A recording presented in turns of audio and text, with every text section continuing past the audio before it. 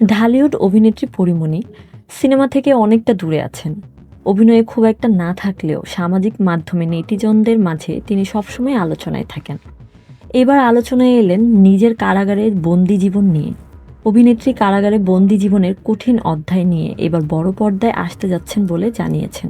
4 বছর আগে মাদক মামলায় গ্রেফতার হওয়ার পর রিমান্ড ও কারাবাসের যে বাস্তব অভিজ্ঞতা পরীমণি পেয়েছিলেন, সেটিই এবার রূপালী পর্দায় নেওয়ার কথা চিন্তা করেছেন তিনি।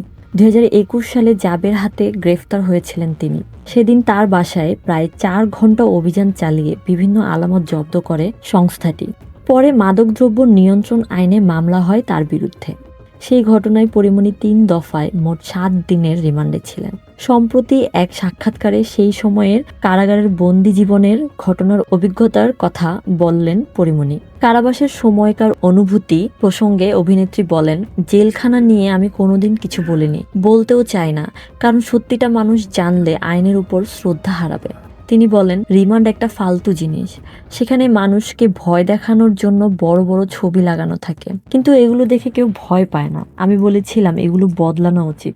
আটক প্রসঙ্গে পরীমণি বলেন, আমাকে কেন তারা আটক করেছিল তারাই জানতো না। একজন আরেকজনকে জিজ্ঞেস করত, ওরা নিজেরাই বিভ্রান্ত ছিল।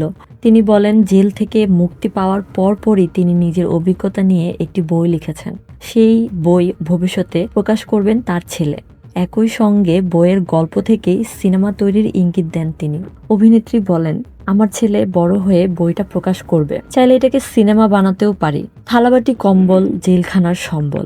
এই প্রসঙ্গে পরীমণি বলেন, জেলখানার খাবার অনেক স্বাস্থ্যকর, এমনকি অনেক সময় নষ্টও হয়। রান্না হয় ফ্রেশ ভাবে। পুরো জায়গাটা বেশ ওয়েল মেইনটেইন বলে জানান এই অভিনেত্রী।